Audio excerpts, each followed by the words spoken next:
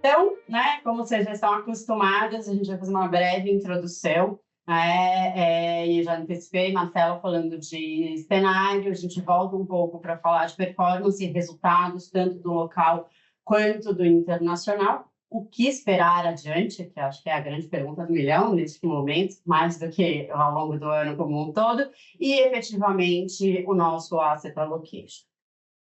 Começando então, com o que foi, né, esse primeiro semestre, né, o que foi esse primeiro semestre, em especial, previsão de junho, né, bom, nós tivemos um mês que foi, no mínimo, bastante desafiador, né, eu acho que assim, o principal destaque acabou ficando com o dólar e, consequentemente, com os outros ativos também referenciados na mesma moeda, é o caso do ouro, e aí eu coloco isso porque a gente está falando em reais, então tem a questão da conversão, ou o próprio IVVB, que essa parte não vou me estender, vou deixar com o meu colega aqui do lado. Né?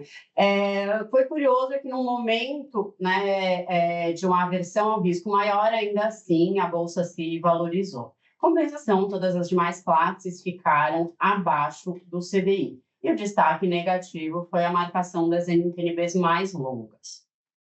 Da parte offshore, então, a gente, como a Natália falou, né, além do dólar ter impulsionado, a gente teve vários dos ativos performando muito bem. O S&P subindo mais de 3,5%, até o índice de bolsas global subindo mais de 2%, e ali a gente tem até a Treasury já recuperando em continuidade do mês passado, uma performance de mais de 1%, no mês. E o destaque para hoje, inclusive de manhã, que a gente teve, do CPI, tendo aí uma queda importante, né, até uma deflação no mês, né, de 0,10, ou seja, impactando bastante, né, até a gente fez algumas publicações em relação ao tema, arrefecendo esse tema de inflação nos Estados Unidos, principalmente nesses 2 últimos meses, maio e junho.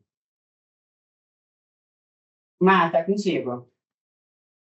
Boa tarde a todos. Já vou começar me desculpando, a minha voz ainda não está 100%, mas com certeza vai dar para fazer numa boa. Eu fui à médica, ela pediu para eu fazer repouso vocal, né, ficar quietinha, mas quem me conhece sabe que não é exatamente muito fácil. Então, ela ainda está assim, mas a gente vai conseguir fazer. Olhando para o cenário macroeconômico, o que eu gosto de fazer quando a gente tem esses marcos importantes de virada de semestre, de virada de ano, fazer um balanço, olhar para trás o que aconteceu, e aí a gente está falando o que a gente teve de confirmação e de surpresas em relação ao que o mercado esperava, os economistas esperavam, e depois a gente vai, obviamente, olhar para frente e tentar responder a pergunta de US$ 1 milhão. Então, começando a falar no mundo, né, o que aconteceu, a gente teve nos Estados Unidos, como confirmação, o cenário que a gente chama de pouso suave. O que quer dizer isso? Uma desaceleração lenta da economia, lembrando que os juros estavam no patamar bem alto, então a gente sabia que a economia ia desacelerar de forma lenta, porque o mercado de trabalho estava aquecido, com desaceleração da inflação, era o que se esperava. O que aconteceu? Tanto a inflação quanto a economia desaceleraram de forma mais devagar do que o esperado. Então, já se esperava uma lentidão nessa trajetória, ela foi ainda mais devagar. Ou seja, o ciclo de queda de juros, que no começo do ano se esperava que nessa virada do primeiro para o segundo semestre, foi adiado para o final do ano. Por que é importante a gente fazer esses balanços, né, do que aconteceu e do que vai acontecer? Vocês vão ver que muito disso explica esse recente estresse que a gente viu nos mercados. Então, olhando os gráficos, o primeiro deles é o gráfico de mercado de trabalho. Eu gosto de dizer que os dados econômicos a gente tem alguns jeitos de olhar. A gente olha muitas vezes em relação ao dado anterior, a gente olha muito na Bloomberg em relação ao que o mercado espera, e os economistas acabam olhando em relação ao nível neutro, que seja o equilíbrio da economia. O que aconteceu com o mercado de trabalho americano na última divulgação? Ele veio menor do que estava sendo esperado, abaixo do mês anterior. Ufa, o mercado de trabalho americano está desacelerando, o que pode ajudar a descomprimir a demanda e pode ajudar a diminuir a aceleração dos salários, mas ainda está distante do nível neutro. Vamos olhar os números. Na criação de vagas de trabalho, que é o número de vagas abertas pelas empresas, precisando de gente trabalhando, a gente viu uma média do primeiro semestre de 222 mil vagas a cada mês. O nível neutro seria ali próximo de 190 mil vagas para a economia americana crescer e absorver os novos entrantes do mercado de trabalho. Ou seja, ainda se abre mais vagas do que a economia americana consegue suportar. Outra coisa que a gente olha também é o número de vagas que cada desempregado se depara quando ele procura emprego. Esse número chegou perto de duas vagas por empregado. Quer dizer que cada pessoa que estava procurando emprego tinha 2 empregos para escolher. Isso geralmente gera aquele leilão de salários, né? Mercado de trabalho muito aquecido, cada empresa vai oferecendo mais para trazer aquele talento. Isso nos Estados Unidos inflou muito, chegou perto de 2 e agora está perto de 1,3. É um patamar próximo do pré-pandemia, o que já trouxe algum alívio, mas está longe do nível neutro, que seria aquele mais perto de 1 para 1. Então a gente vê uma desaceleração importante além do nível neutro. O mesmo acontece na inflação. O Makita falou do CPI, que saiu hoje de manhã, ele trouxe uma deflação no dado mensal, uma deflação de 0,1%, mas no acumulado do ano, que é o que o Fed usa para comparar com a meta de 2%, a gente ainda tem um número em 3%. E a gente vê no gráfico, que aí é o gráfico a linha mais escura no gráfico da esquerda, que ele deu uma desacelerada. Isso é super importante. Como eu falo, é um primeiro passo em direção na direção correta. A inflação americana precisa voltar a desacelerar e parece que é isso que está acontecendo. Agora, os preços de serviços continuam ali num patamar muito elevado. E vale destacar que o dado de hoje de manhã veio muito puxado por queda no preço de gasolina e de carros usados. Então, foram 2 itens ali, especialmente gasolina, que é um item volátil. Então, a gente pode ver a inflação americana voltar a surpreender. É o esperado? Não é. Mas o mercado ali, como já viu isso acontecer, fica em compasso de espera. Nessa semana, o presidente do Banco Central americano divulgou, pode ir para o próximo, Nath, que eu já ia fazer mesmo o link para ele. Divulgou que ele precisa ver vários dados consistentes com essa trajetória de desaceleração da inflação para conseguir ter conforto para começar a cortar os juros. E olhando para o lado do Banco Central americano, o que a gente viu no último mês foi uma revisão para cima das projeções do Banco Central americano. Eles esperam inflação desacelerando mais lentamente do que o antecipado, então a expectativa para o final desse ano é de 2,6%, lembrando que a meta é 2, então acima da meta ainda, com um único corte de juros, que aí cairia provavelmente em dezembro. O mercado está um pouco mais otimista do que o Banco Central americano, imaginando que esses cortes vão começar em setembro. Não dá para saber ainda o que vai acontecer, né? Bola de cristal não existe, mas o que a gente sabe de fato é que se o dado de inflação dos próximos meses vier numa toada de queda, o mercado de trabalho também continuar desaquecendo, aí sim o Fed vai ter espaço para cortar os juros em setembro. Então vai ser muito importante, já dando spoiler do que olhar para frente, olhar os dados de inflação e de mercado de trabalho. Esse gráfico aqui mostra a probabilidade de corte de juros, ele só reflete o que eu acabei de falar para vocês. O mercado entende que na reunião do próximo dia 31, no final desse mês, o Banco Central americano vai manter os juros, então a probabilidade de manutenção dos juros é quase 100%, mas a probabilidade de manutenção em setembro, em novembro, em dezembro está caindo, ou seja, o mercado espera que haja uma queda de juros a partir do mês da reunião de setembro.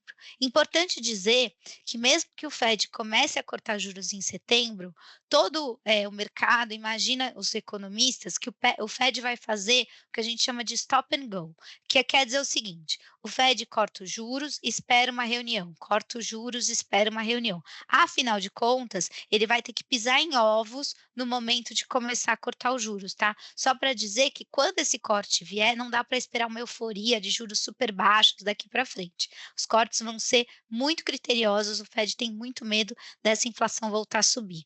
E justamente uma das coisas que a gente precisa olhar nesse mês é a ata da reunião do Fed que acontece no dia 31, no final do mês.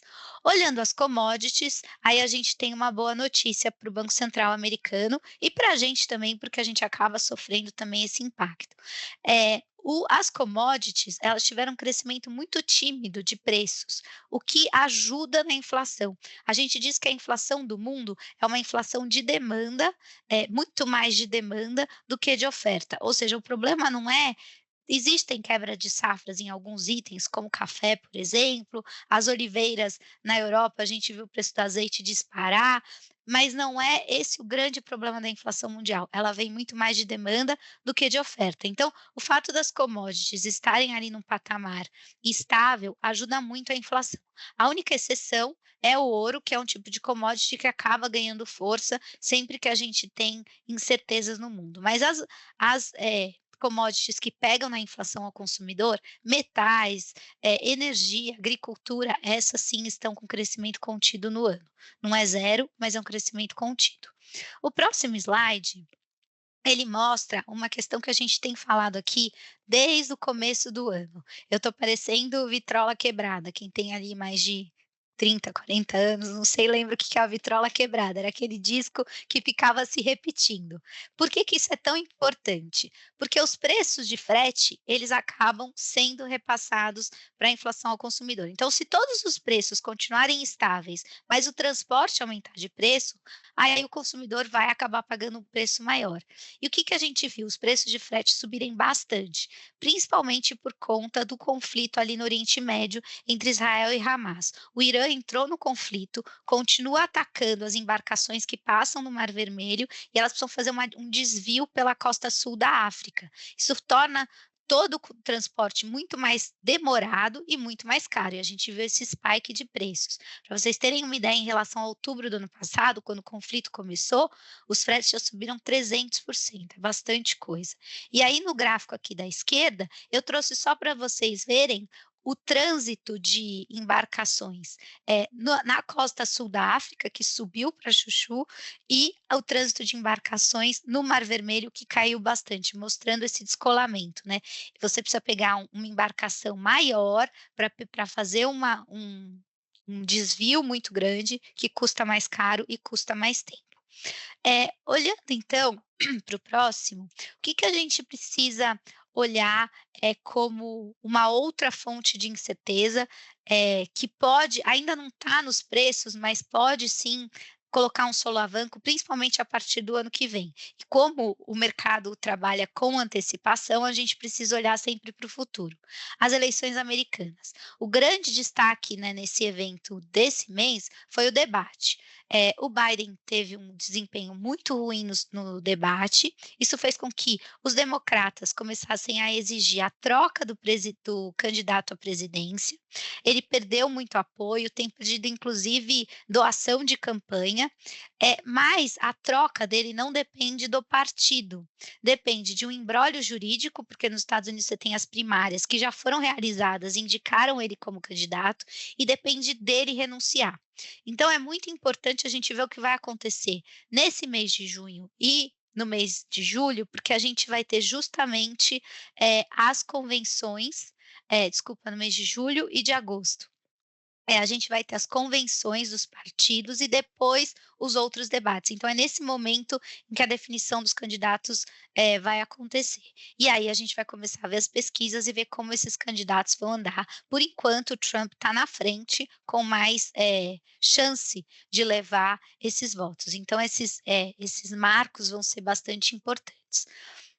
Pode ir para o próximo, Nath? Agora a gente começa a olhar para o resto do mundo. O que que a gente teve de surpresa, principalmente na zona do euro? Primeiro vamos começar pelas confirmações, desculpa. Da confirmação, a gente teve uma atividade econômica ainda muito fraca, né. Lembrando que tanto a zona do euro quanto o Reino Unido, eles estão ali com problemas de tensão geopolítica, eh, no quintal de casa, né, ali muito próximo, e eles estão vivendo também uma separação, dolorosa, que é o Brexit, né, que traz queda de desempenho econômico tanto para o Reino Unido, quanto para algumas economias na Europa. Então, tudo isso aconteceu esse ano, né, no pós-pandemia, e por conta disso a gente tem essa desaceleração.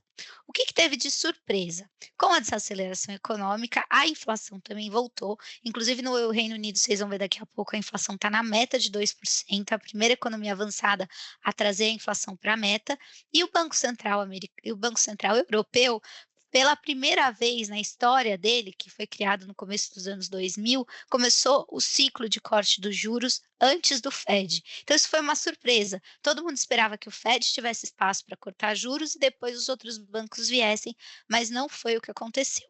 Isso é importante para estimular a atividade econômica lá na Europa, né, ajudar a revitalizar, mas ainda assim também na Europa os cortes de juros vão ser muito cuidadosos, porque enfim, eles estão ali com medo do repique da inflação.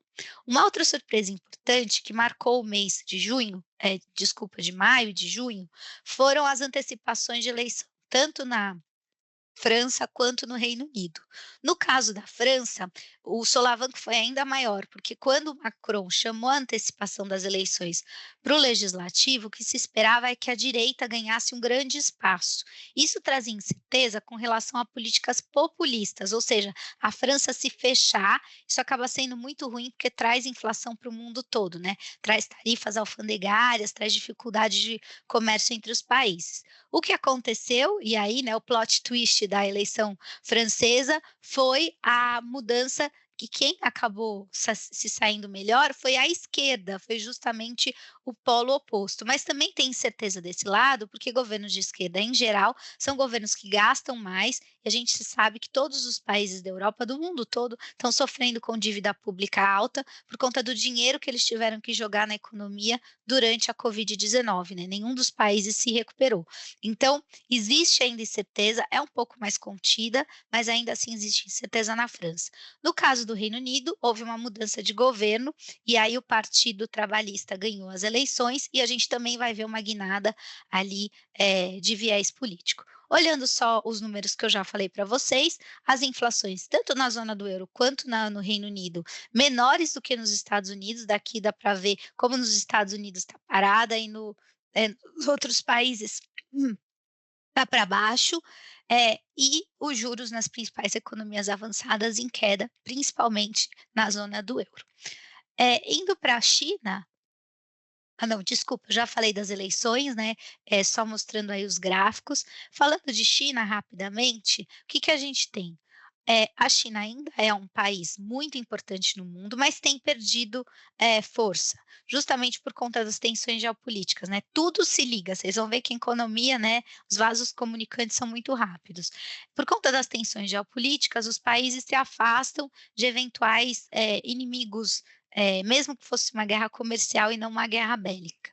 E aí, o que tem acontecido é que muitos países têm tirado as plantas da China, a China tem perdido protagonismo, ainda é importantíssimo, mas aos poucos tem mudado.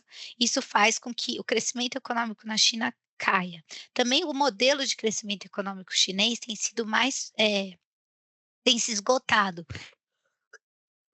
Desculpa, gente. O modelo econômico chinês tem se esgotado, ou seja, o governo jogar dinheiro na economia tem um limite e esse limite chegou. Pode ir para o próximo enquanto eu tomo uma aguinha, Nath. Olhando aí então só o gráfico mais escuro, a gente tem o crescimento econômico chinês, então ele vinha ali dos patamares de 2 dígitos, né, a gente tinha aquela expressão que crescimento de chinês é aquele crescimento muito grande por muito tempo, mas isso mudou. E mesmo com os estímulos do governo chinês, que estão aqui no outro gráfico, o que a gente vê é que a economia não teve força para retomar aquele crescimento de 2 dígitos. Agora vamos olhar, para o Brasil. O que a gente teve de confirmação e de surpresa? E aí os números ajudam a gente a olhar. A atividade econômica, ela tem surpreendido positivamente. Tanto é assim que a expectativa de crescimento do PIB em janeiro desse ano era de 1,6 e ela aumentou para 2,1. Isso é muito bom, principalmente porque o mercado de trabalho está aquecido, o crédito está fluindo, a gente vê essa parte dos gastos públicos acaba não sendo muito boa, mas assim, a atividade econômica não desacelerou, apesar dos nossos juros ainda estarem em patamar contracionista. Outra não surpresa foi a piora na credibilidade fiscal. A gente sabia que ela ia acontecer, que o governo não ia conseguir cumprir a meta de superávit fiscal, que é de zero, mas o que aconteceu é que a gente acabou vendo essa piora de credibilidade acontecer com um tranco muito maior do que tinha sido antecipado. Do lado das surpresas, o que a gente teve foi resistência da inflação, tanto é que as expectativas de inflação que estavam ali abaixo de 4, em janeiro desse ano já estão em 4% e subindo, tá? Então isso está se a cada semana o Focus traz um número um pouco maior. A gente teve a Selic, que se esperava chegasse ali para perto de 9, a gente já imaginava que não ia chegar em 9, né, que ia ficar um pouco mais alta, mas a surpresa foi 10,5, ninguém tinha esse número no começo do ano, e todo esse imbróglio político que eu mostrei para vocês, trouxe o dólar para um patamar muito mais alto. A expectativa no começo do ano era de que o dólar ia para 5, de um pouco menos de 5 no ano passado para 5 esse ano, a expectativa agora é 5,20, a gente sabe que o nível atual é ainda muito maior do que esse. Então, a forma como a credibilidade fiscal, tem sido tratada, a forma como a credibilidade da política monetária tem sido tratada, está pior do que o antecipado, aumenta o risco, aumenta, a desvalorização da moeda brasileira. Vamos ver os gráficos. Em primeiro lugar, vamos olhar a inflação. Por que ela está tão pressionada?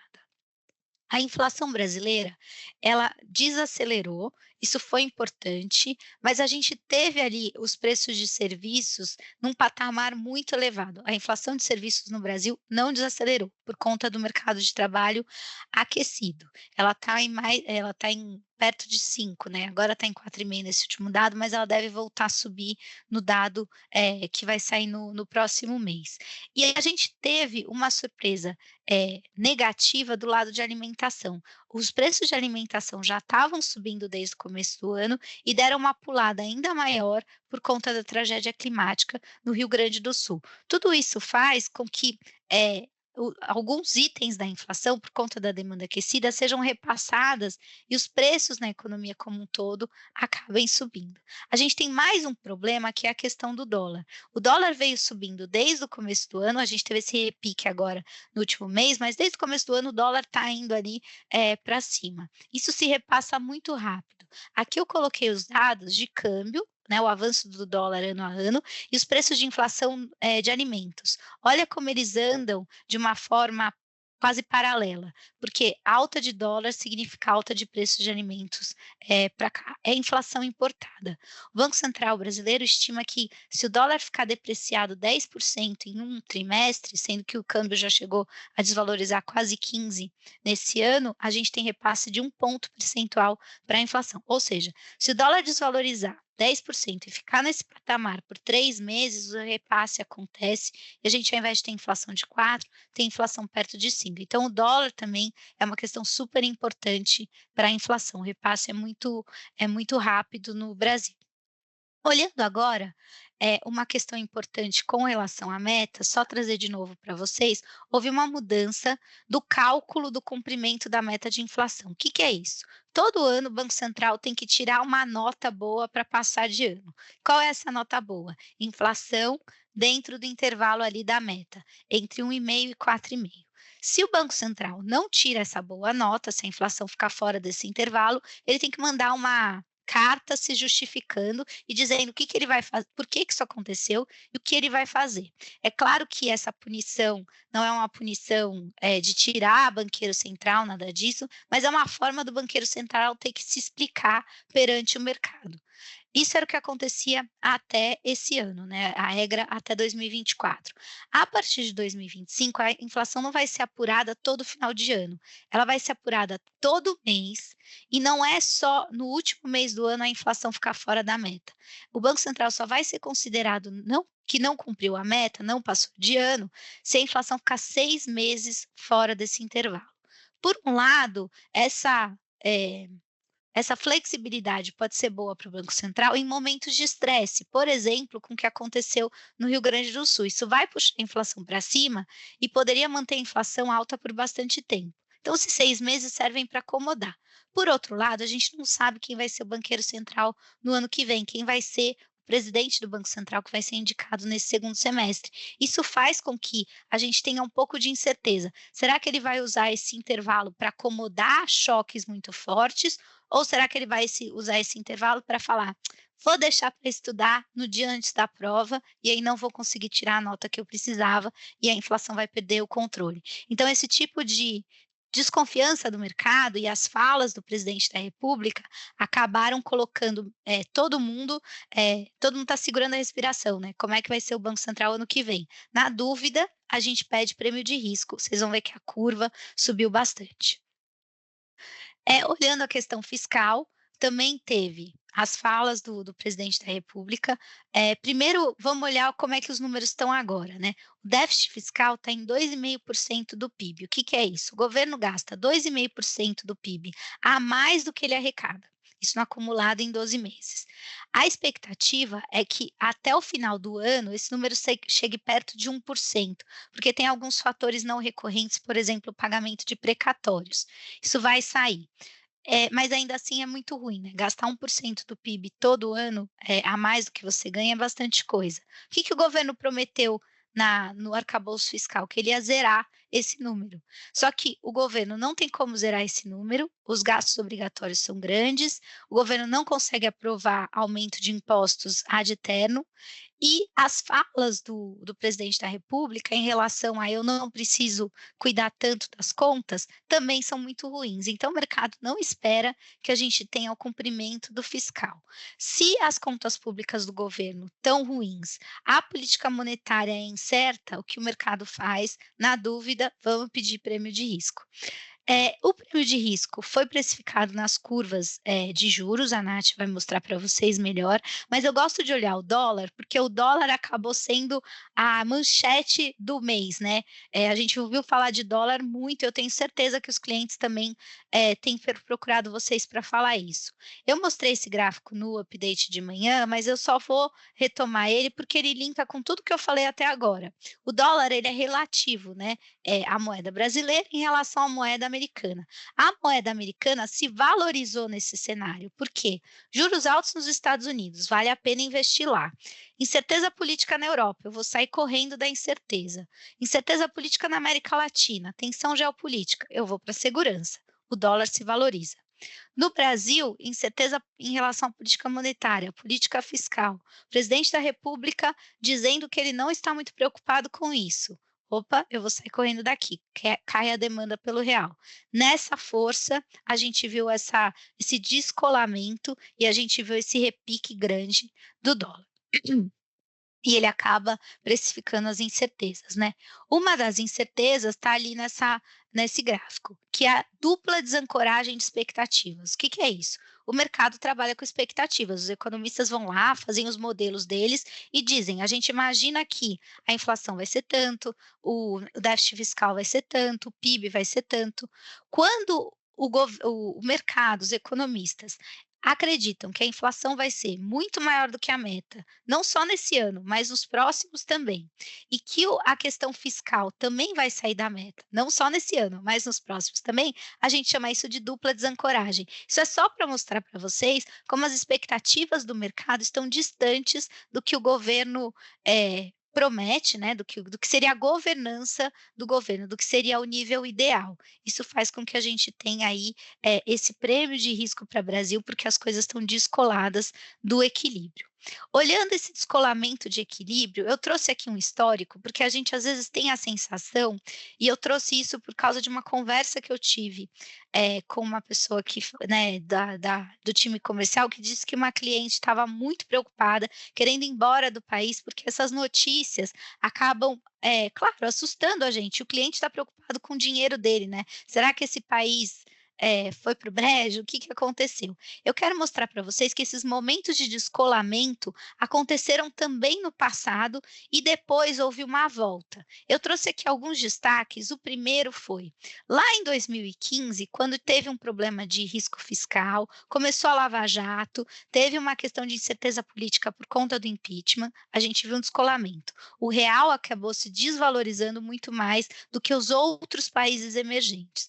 O mesmo aconteceu, só que ao contrário, depois do impeachment. A gente viu um Banco Central técnico com o Ilan, uma necessidade de busca de equilíbrio fiscal, reformas aprovadas como o arcabouço fiscal do teto de gastos, aí o real se valorizou mais do que as moedas emergentes. Depois a gente tem a época da pandemia, houve uma má condução, o Brasil demorou muito mais para sair da pandemia do que os outros países, aquelas PECs kamikaze que pioravam o arcabouço fiscal, e aí o real se desvalorizou mais do que as moedas emergentes. E agora, de novo, a desvalorização maior. Infelizmente, no Brasil, esse descolamento do que é o justo em relação ao que está acontecendo não é uma coisa nova, tá? O risco político no Brasil é algo que a gente viu recorrente, por isso que ele dá tanto estresse no mercado. Olhando o próximo slide, por favor, Nath. Próximo tá Não, comigo, agora eu Nath, vou devolvo voltar a bola para a depois. Nath. Desculpa. A gente engata aqui, não posso nem falar porque eu sou igualzinha. Bom, pessoal, confesso que quando a gente olha esse cenário, realmente teve uma piora em relação ao que esperar, dá para entender, né, um pouco mais do que aconteceu. E até nesse contexto, eu acho que o mês passado não foi tão ruim quanto, né, toda essa atualização que nós tivemos, tá? Os ativos, bom, o CDI terminou em 0,79, vocês já acompanharam. A parcela de crédito pós-fixada continuou indo muito bem, inclusive não só pelo carrego, mas um fechamento, né, mais um mês de fechamento no spread de crédito, né, tanto que se a gente pegar no acumulado desses primeiros 6 meses do ano, o CDI ficou em 5,22, a parcela de crédito. E nesse caso, realmente, a gente está falando de durações diferentes e ratings diferentes, mas é uma ideia do movimento de spread, né? Em alta de quase 7%. Contrapartida, o restante da renda fixa realmente sofreu bastante. Eu vou mostrar um pouquinho mais adiante esse movimento das curvas, tanto do pré quanto dos ativos atrelados à inflação.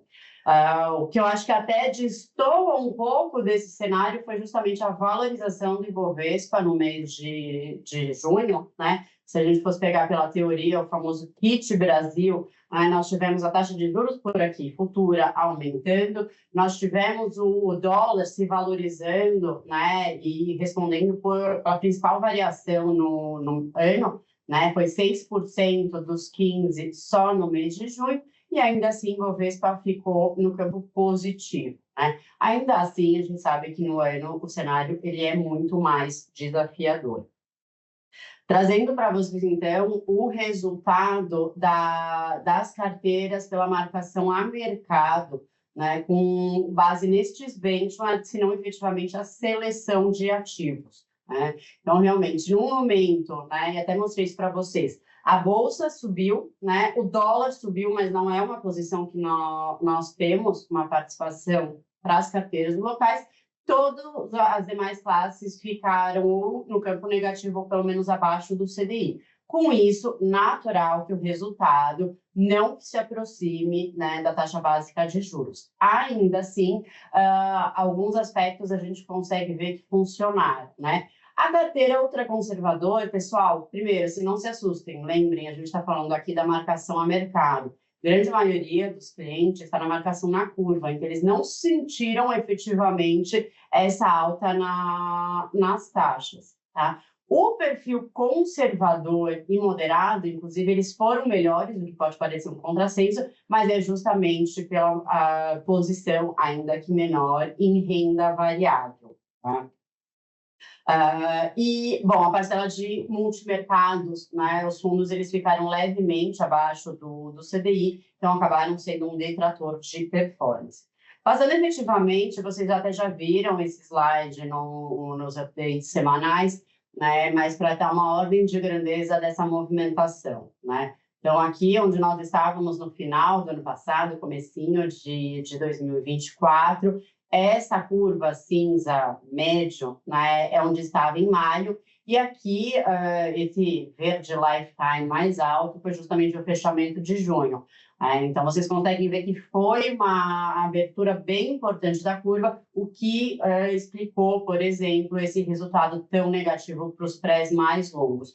Para os mais curtos, né, o IDK de um ano, por exemplo, não foi negativo, mas ficou bem abaixo do CDI, justamente por essa abertura, né? E a gente pode fazer exatamente a mesma leitura para os juros reais, né? Então, a gente terminou o mês passado alocando em NTNBs, por exemplo, 2028 a 2030, perto de PCA mais 6,5. É uma baita taxa, em especial quando a gente começou o ano numa dificuldade muito maior de encontrar ativos que dessem essa remuneração. Tá? Passando para os multimercados, nós tivemos resultados mistos, o que até é um ponto positivo, fazia tempo que a gente não via uma performance tão destoando, né? Enfim, eles sofreram, né, bastante com esses eventos de marcação, muitos deles até com uma posição, principalmente em renda variável, específica em alguns setores que contribuiu de uma forma negativa, mas, no geral, a gente viu esse tipo de resultado que eu estou projetando aqui, vocês conseguem visualizar na tela, né? Assim como a gente já vinha falando desde o ano passado, né, e ao longo desse ano também, nós entendemos que a alocação em multimercados ela é importante no sentido de complementar a carteira do cliente e não ser exclusivamente o fator de risco, né, todo direcionado. Então, nós escolhemos fundos que realmente vão operar de uma forma, inclusive, diferente do que a gente tem imprimido através das outras posições. E aí eu estou falando especificamente, principalmente da parte atrelada à inflação, né? Bolsa, vocês também já acompanharam, no final das contas, no mês de junho teve uma saída importante de recursos de estrangeiros, mas que até dando spoiler agora, nesse comecinho de julho, a gente já viu uma certa mudança, então tem uma boa acomodação. Trago agora para vocês o resultado teórico da marcação na curva. Então, justamente, tinha comentado com vocês, né, para quem tem um perfil conservador, ultraconservador, não se assustem, porque quando a gente considera a taxa média de alocação efetiva, tá, pessoal? É uma carteira teórica, mas ela representa as principais movimentações que nós fazemos na gestão. Perfil conservador ficou em 0,93, então equivalente aqui até 117 do CDI, beneficiado justamente porque ele não sofreu com essa marcação negativa da renda fixa e a posição de bolsa é naturalmente a mercado. Então, você acaba mostrando um ganho maior. Carteira moderada, né? Aqui sim, um pouco pior do que eu mostrei para o perfil conservador, mas ainda assim acima do CDI, 103,5 no mês de junho. E o perfil arrojado, aqui sim, com uma performance um pouco pior. Até porque, também diferente do benchmark que eu mostrei para vocês, aqui nós temos efetivamente a seleção de ativos. Então, os multimercados que nós colocamos, vocês viram, eles tiveram performances diferentes, então eles acabaram performando pior do que a própria média do mercado, que é o IFA. Parcela de ações, mesma coisa, né? E, ainda assim, quando a gente olha no acumulado de 2023 e agora, primeiro semestre de 2024, nós temos o moderado arrojado, né, se aproximando bastante do CDI, agora o moderado e o próprio conservador, né, seguindo com retornos acima. Entrando na parte offshore, a gente teve o mês de junho com o CPI negativo, só para reforçar, né, novamente o que a gente já falou anteriormente, tanto eu quanto a Marcela, a Treasury de 10 anos performando bem e os índices de renda fixa performando bem, mas como vocês podem ver, abaixo, por exemplo, da Treasury de 10 anos. Por quê? Porque eles sofreram bem menos do que a Treasury de 10 anos, por exemplo, no ano, né? Ou seja, ela está tendo uma recuperação um pouco maior, porque naturalmente ela teve um impacto também maior, tá? Entrando na parte de renda variável, mês super positivo, exceção Russell 2000, que é o índice de small caps dos Estados Unidos. Todos os outros índices muito fortes aí, por N razões que a gente vem falando, Marcela, Fer, todo mundo falando muito de fluxo, resultados, tendências e tudo mais. Isso continuou, como vocês podem ver, e no ano até chegando até assustadores, quase 20%, como, por exemplo, o Nasdaq. Tá? Na parte de dólar index, lembrando, dólar index é dólar contra outras moedas, uma cesta de moedas, principalmente desenvolvidos, então o dólar performou levemente superior às outras moedas. Os rates também positivos, em linha com a parte de equity, e o commodity aí um pouco negativo, né? Tendo um arrefecimento, até a gente já mencionado aí nos slides, inclusive, pela Marcela. Entrando na performance das carteiras, foi um mês razoavelmente bom, né? Como vocês podem ver, obviamente uma escadinha do conservador por arrojado em termos de performance, muito pautado ali pela parte de equity, que trouxe uma performance melhor, né? Lembrando que a parte de renda fixa é principalmente concentrada em crédito, não surfou tanto como a Treasury, e por isso, obviamente, os perfis mais conservadores tendem a ter uma performance menor. E só para ilustrar também a curva de juros nos Estados Unidos, né? Então a gente teve movimentos importantes, como vocês veem, a gente tem 3 curvas, né? A mais alta ali, referente a final de maio, né? Encostado nela, a gente tem a curva de juros ali já agora, no início de junho, perdão. Julho, perdão. E a última aqui de baixo, a curva mais otimista, né? Que a gente tem o fechamento de dezembro de 2023. Ou seja, lembra, a gente falou já bastante também, o mercado estava muito mais otimista, a gente já com o pé um pouco mais no freio. Isso aí foi mostrado aí com esse estresse ao longo desses meses da curva de juros. Tá?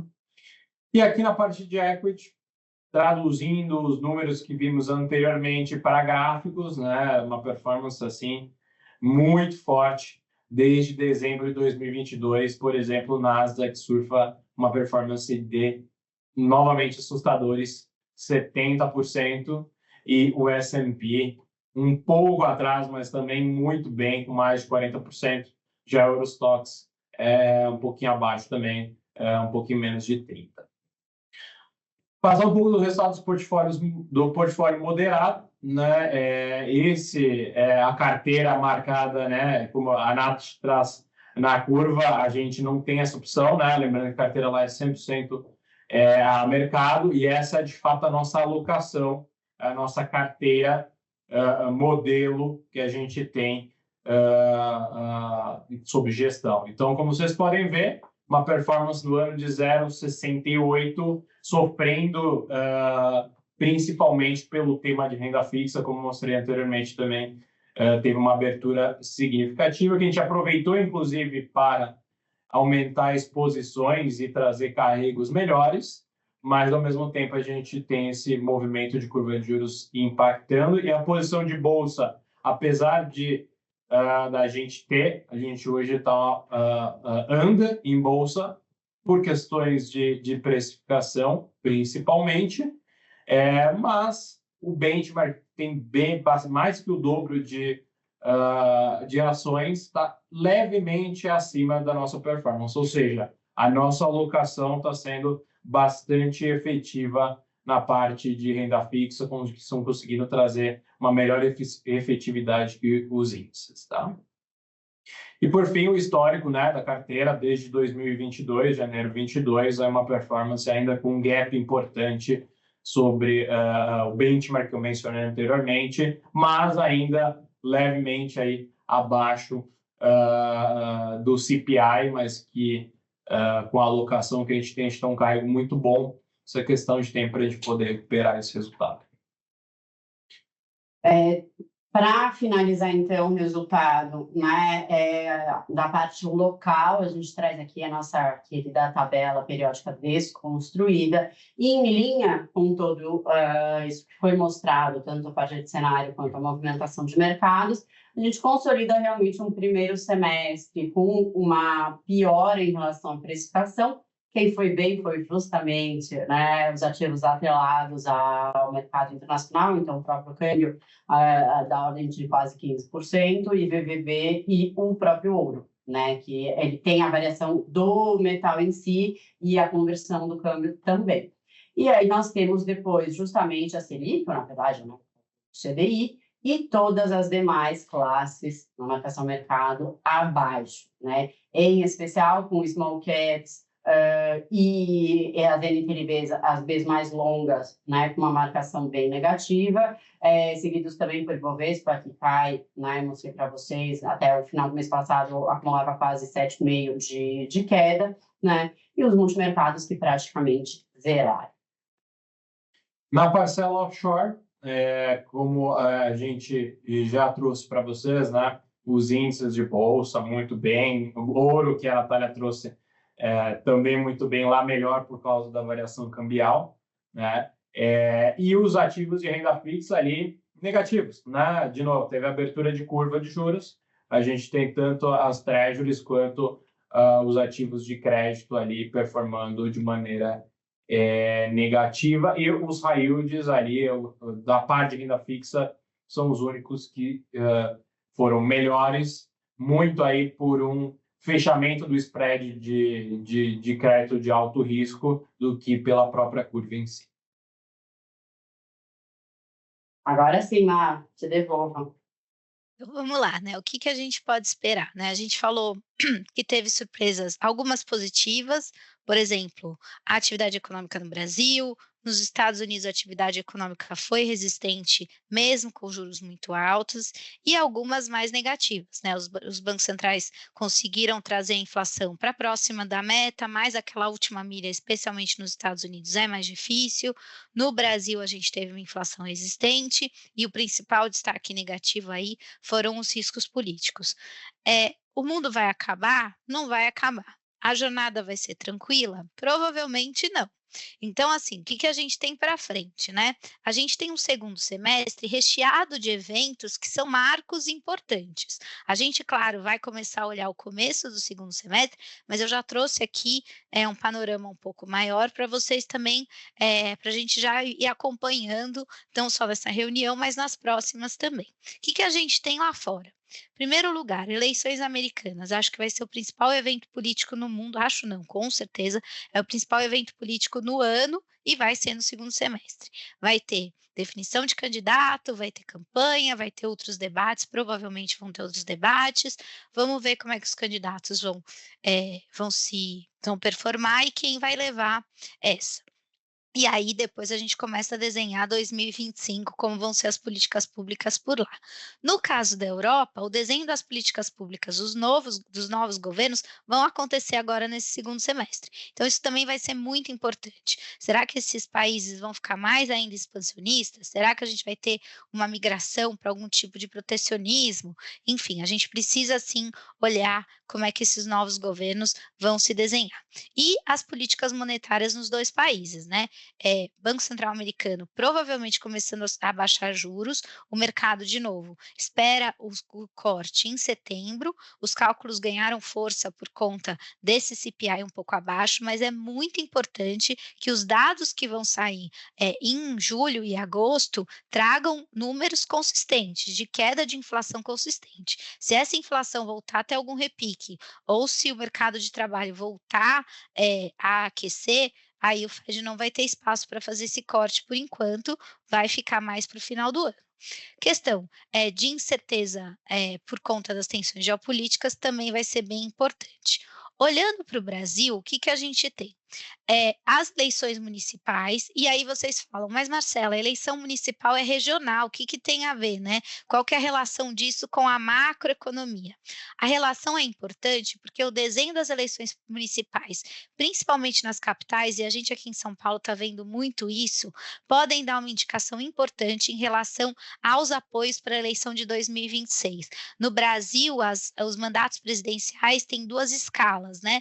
Primeira metade, em que aquele presidente tenta cumprir algum tipo de agenda que ele prometeu na campanha, e a segunda metade, em que ele começa a ficar de olho na reeleição ou em eleger o sucessor. A gente vai entrar nessa segunda metade e o start são as eleições municipais. Também elas vão dar uma indicação importante em relação ao apoio dos partidos para a eleição do presidente da Câmara e do Senado Federal. E isso é importante porque o governo tem muitos projetos em pauta que são de interesse dele e a aprovação desses projetos depende, obviamente, dessas lideranças. Então, eleições municipais vão ser bastante importantes, não só por quem vai ser eleito, mas como é que vai se compor a base desses candidatos. Política fiscal, então como é que o governo vai tratar a meta desse ano? A meta desse ano, lembrando, é zero, o governo provavelmente não vai cumprir e ele vai ter que dar algum tipo de satisfação para o mercado.